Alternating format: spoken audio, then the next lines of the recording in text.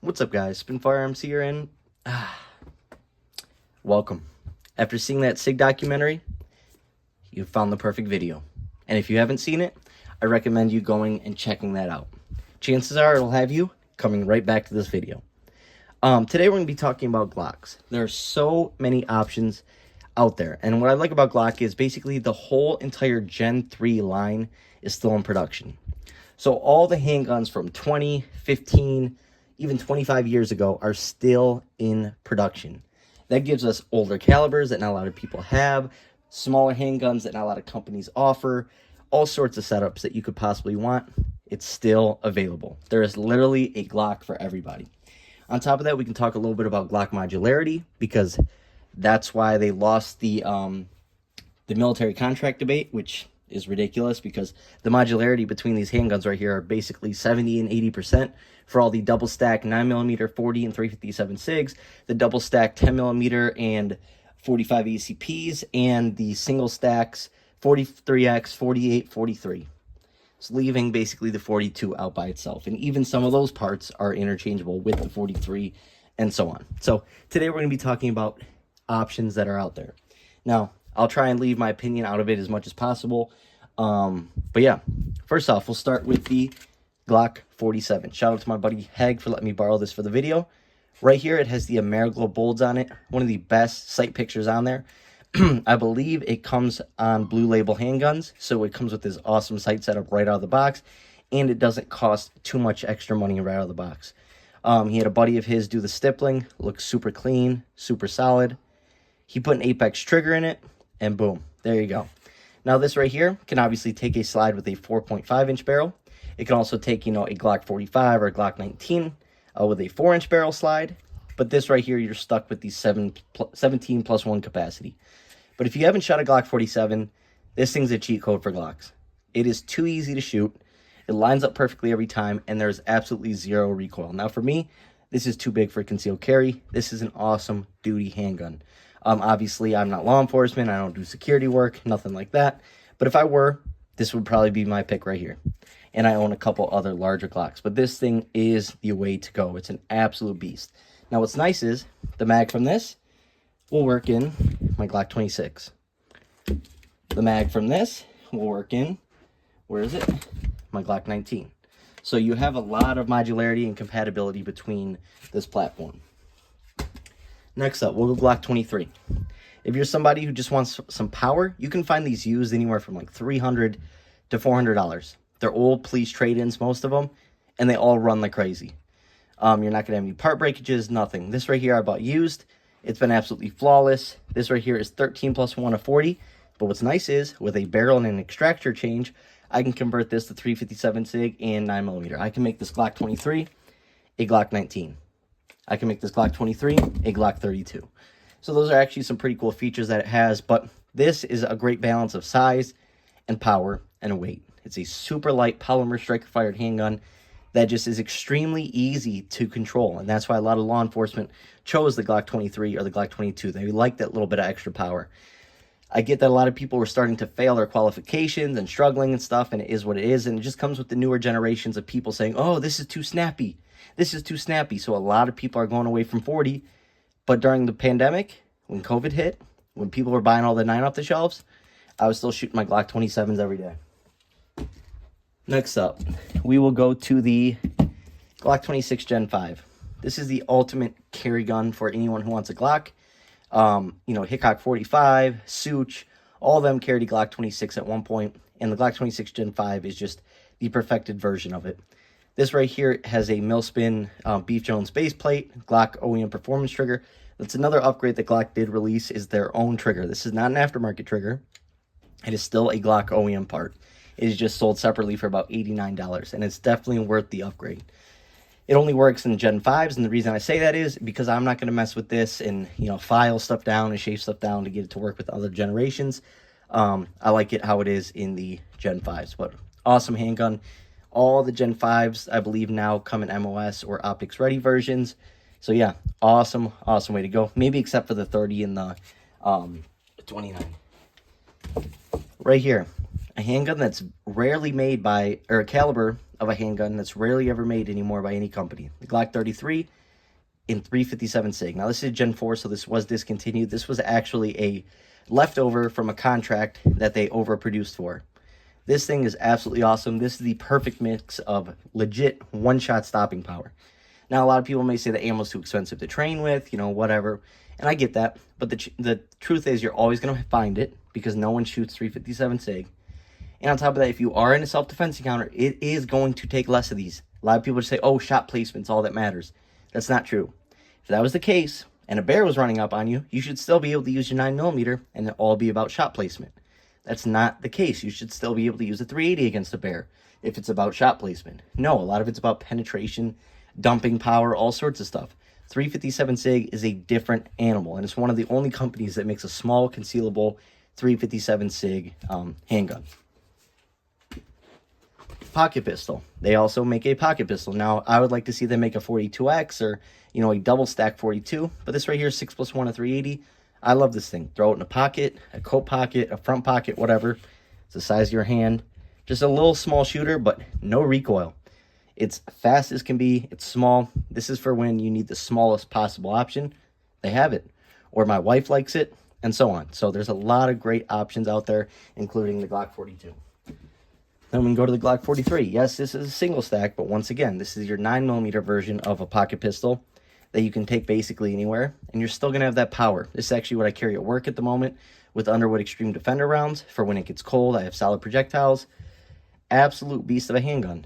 I like it. Handles recoil well. It is not up to date in terms of capacity, but the trustworthiness behind it. You can give me the most ammunition in a handgun, whatever, all the features, but if it's not made properly, if it's not made quality, if it's not tested properly from your factory before you sell it to me, I don't want it. The Glock 43 is an awesome handgun.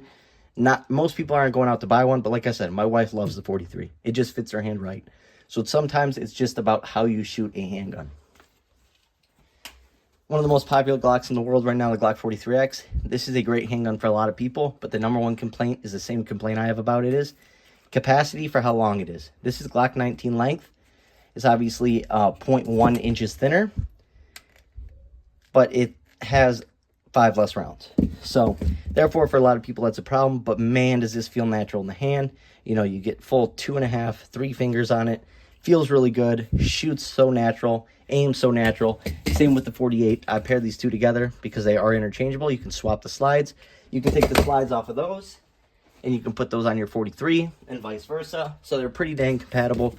But these are the pinnacle of defensive handguns for if you want a thin handgun nowadays. I like my subcompacts that are a bit thicker, but a lot of people want thinner handguns. So these are the way to go. 10+1 with OEM mags is just fine. You will be just fine with OEM mags. The 48, in my opinion, is better than the 43X. It is flatter. It's just so natural. Better point of aim. It's just perfect. The 43X is just as great, though. I can't complain about either of them. If you got one of them over the other, like I said, wouldn't bother me one bit. Next up, Glock 27. I think this is the best of all worlds. You can make this into a Glock 26. You can make this into a Glock 33 and 357 SIG. Like I said, a 26 and 9mm. It takes every 9mm mag, every 40 mag, every 357 mag there is. Simple as that. Every single one of them. And this right here being a Gen 3, it's the most tested version of Glocks. This right here actually has that pretty interesting finish on it, which is pretty cool that I found it used. It's basically a gem. You'll never find that finish nowadays on Glocks. Not the best finish, but still pretty cool. It just runs. They do what they do. They're a little bit extra power. Easy it can be to shoot. A lot of people complain that they only get 2 fingers on the handgun. These were only designed to get 2 fingers on the handgun. And then you tuck the pinky. You sort of wrap it right here. Comfortable as can be. Shoots so well. I'd rather have a little bit of power with just a little bit less capacity, being 1 round less than a 26. And I'm happy. Next up, Glock 28. This is for people with weaker hands. Want fast shooting. This is the same as the 26, 27, 28, and 33 in size. This is 10+1 of 380. This thing rips. It is fast as it can be. This is for all the people that say shot placement is key, or if you just have bad hands. If you have bad hands and want something with less recoil, this is the way to go. Shooting this is like nothing. Go watch my video of me live firing this. There is 0 recoil. It is accurate. It is fast. It is a beast of a setup. Glock 28, you don't hear about it talked about much, but it's actually a pretty solid handgun. Glock 19, what can I say? This can fit anybody well. I don't care. Medium-sized hands, large-sized hands, extra-large hands. I get, 2.5 fingers on it. Solid as can be. Feels good in my hand, even with those finger grooves. Awesome finish on it. Mine's pretty scratched up, beat up. Reliable as can be. 100% reliable. Just a great shooting handgun. Now, I don't carry this because it's a little too big for my, my frame. But a lot of people like the Glock 19. And that's what I will say. If there's one handgun I know you could pick up and be comfortable with, as long as you're okay with carrying a little bit of size, the Glock 19 is the way to go for you. Next up, in Glock 39, I don't recommend this as your everyday carry option, but if you're a collector, it's really cool. The Glock 39 and 45 GAP. Now, I actually read some logs from somebody where he was a law enforcement officer, and they kept logs of shootings, what calibers were used, what distance, all sorts of stuff. 45 gap actually outperformed a lot of 40, 357 SIG, and 9mm. This right here is basically a 45 ACP plus P. And sorry, guys, if I'm breathing heavy, still recovering. Beast of a handgun. This right here would be a backup gun for me, a pocket pistol. This is 6+1 of 45 GAP. You can get the 8-round mag, whatever. But it's still relatively really small. So this right here is honestly a true pocket rocket, pocket pistol, get off me gun. This is for the people, if you carry a revolver, you would have no problem carrying this. This thing rips. You feel the power when you shoot it. You know it's going to be devastating. And there's a lot of rounds for it out there that have over 500 foot-pounds of energy coming out of it. You'll never hit that with 9mm. Right here, Glock 45. This is actually my home defense. I wish I would have got the Glock 47. I didn't, though. It is what it is. This thing is a beast. This should have been what was chosen. Obviously, the 19X. They're basically the same. Or the SIG P320 for the military contract. I'm telling you. It is such a better gun. It is so natural. It is so balanced. It just feels so right in the hand. Honestly, I get pretty excited about this handgun, and I don't even like large handguns. I like small concealed carry handguns. This thing just feels so right in the hand. So if you're looking for a full size or a compact, the Glock 45 you cannot beat. And I did not get it when they were releasing MOS. It is what it is. I'm perfectly fine with this setup. I have Glock OEM rear sight, and then I have a Meeprolite front sight. So it's like a blacked out rear with a tritium front sight. I actually like this really well. Like I said, I just don't carry large handguns. But if crap ever hit the fan, you'll see Spin rocking the 45. Next up, speaking of 45, the Glock 30 SF. If you're into 45 ACP, I've had this thing for a while now. I love it. This is the 30 SF. They also make the 30S that I have. Awesome, awesome handgun. This thing is beat up. Just runs. This right here is 12+1 of 45. A lot of people trust 45. A lot of people like 45. So this is your answer. Once again, Glock still produces the handguns in almost every caliber. So you got to respect them for that. Regardless of what you think of other calibers, these type of calibers will save you when everyone's buying up the 9mm. Every handgun's made in 9mm. Not every handgun's made in 357 SIG, 40 or 45 or 45 GP. I always have stuff to shoot when crap hits the fan. So, shout out to Glock 30. And by the way, Glock handles 45 recoil for how light it is, like nothing. I actually carry Glock 30S as of right now. And then Glock 29. This is my Woods defense. Obviously, XS sights. This is 10mm. Glock 29 in 10mm. Love this thing. This thing right here is 11+1. So 12 total rounds of 10mm. It's game over. If you want a one-stop shop like that 357 SIG, 357 SIG might not be the best against a bear, which I agree with. That's fine. This right here is your answer. This will take down anything in North America, in the U.S., whatever. This is your answer. Now, for self-defense against civilians, I don't necessarily recommend it. I've seen, wagering opinions on if it's too much, if it'll, leave the body, hits other, other people or whatever you want to call it in the background. Obviously, you should know what's behind your target, so that's why I sort of argue with myself about it. But at the same time, you want the least amount of problems in a self-defense case. But yeah, this is a one-shot stop. It really is. So if you're looking for that, if you're just worried about getting that first round off, second round off, whatever, and be done, this is your answer. That's why I don't understand why people only want 9mm. It blows my mind. We all know 40, 357 SIG, 10mm, 45 ACP has more power. I love 9mm. I carry a lot of 9mm, right? But these two handguns right here are just a little bit more versatile in what they can take down, how quickly, and stuff like that.